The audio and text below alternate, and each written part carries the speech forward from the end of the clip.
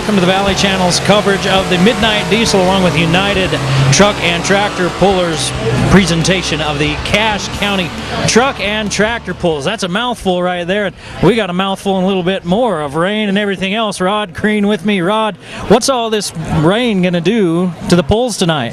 It's going to affect the track conditions quite a bunch. Going to slow things down or speed them up or just make it interesting? A lot of that depends on how deep the water's gone into the ground. Well, we'll find out soon enough. 56 trucks, names like Tootsie Roll and Vengeance and all sorts of other things. You'll see them all as you watch our coverage right here on the Valley Channel. Stick around.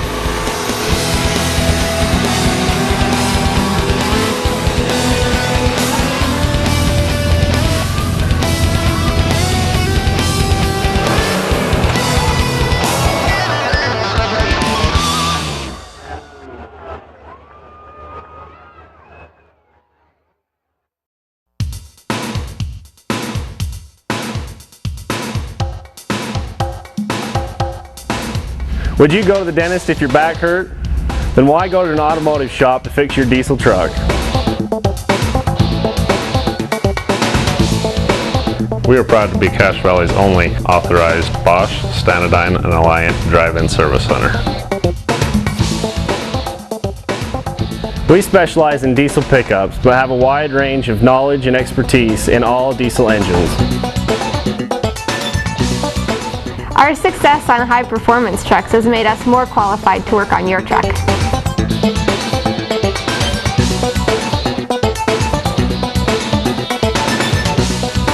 We've been in business a lot of years and built up some good relationships with our customers, and we'll be in business a lot more years.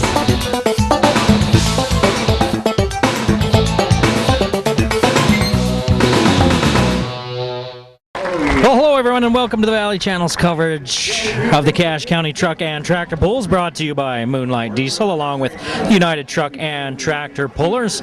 I'm Eric Olson. With me, Rod Green, former Vice President of the United Truck and Tractor Pullers. Thanks for joining us, Rod.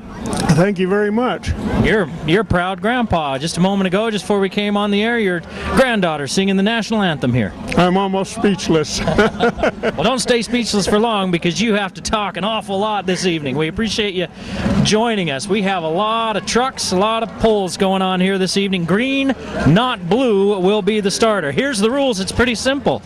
They start down at that end, at the south end of the Fairgrounds, the rodeo arena here, and then they just start pulling. And they pull until they can't pull anymore, and then they measure it out, and the farthest pull wins. Did I simplify it too much? Nope, you did just right on the money. Tell us a little bit about the weight that they're pulling and how that works. It's called a graduated sled. It has a weight box on the front of it that moves forward the further the truck goes down the track. It can go anywhere from 30,000 pounds to 60,000 pounds. So either way, that's a heavy load no matter what. And we talked a little bit in the opener, if you just joined us, about the conditions here. It has rained all day. I've been out in the middle of the arena myself and about lost a shoe because it's pretty muddy.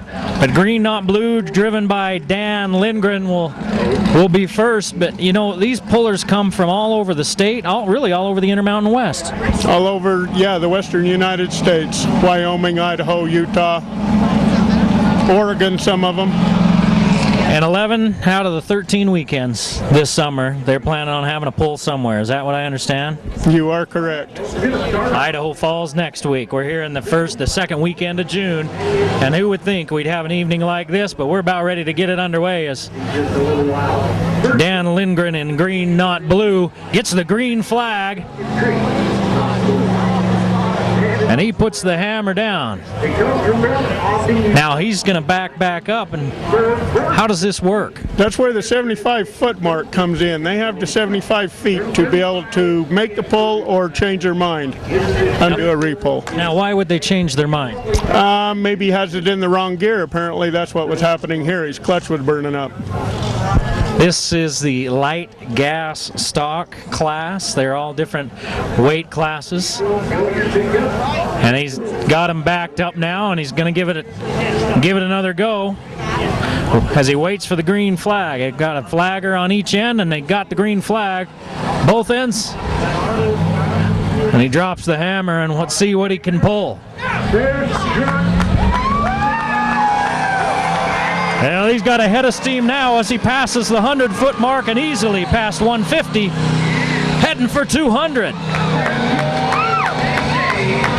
He's going to be just shy of 250. Not a bad way to start things off. No, he did a pretty good pull there for the first pull of the season. All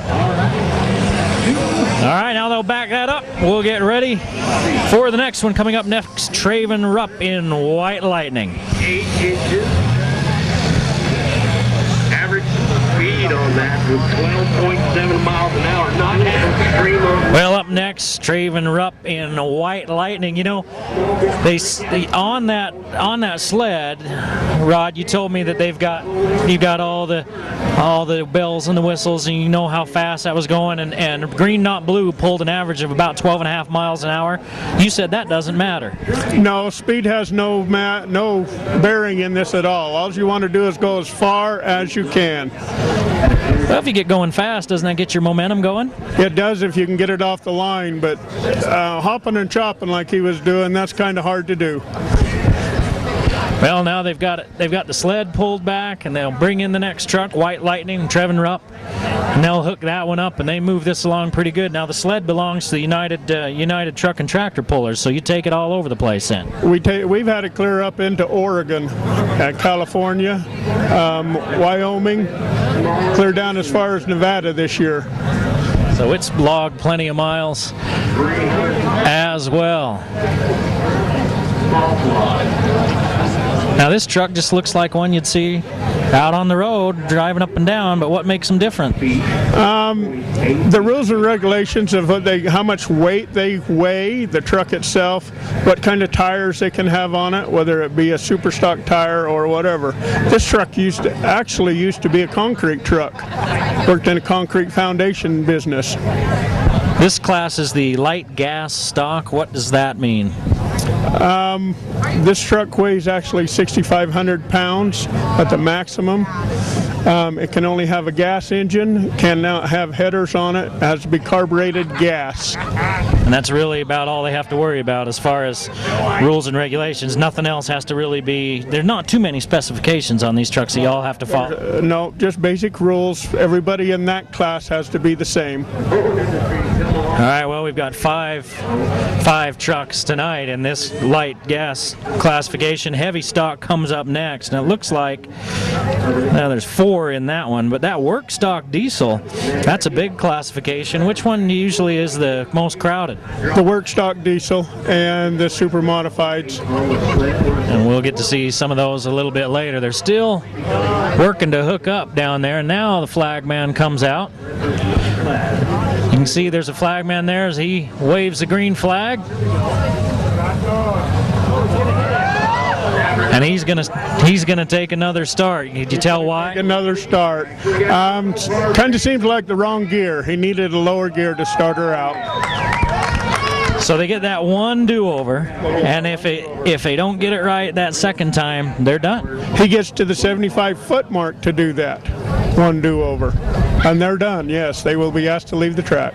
Now the first two trucks went for that do-over, and neither one of them got anywhere close to that 75-foot. Is there a lot more of that going on a track like tonight as you're trying to figure it out?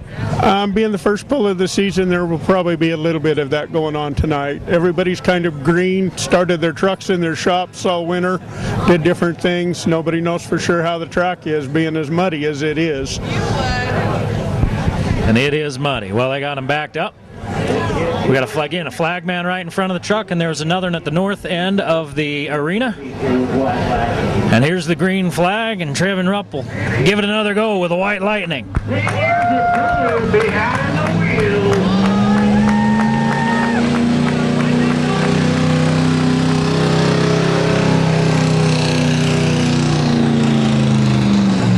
He's not going to quite get to where Green Not Blue got to, but he got past 200. He got past 200, but it come and laid down on him.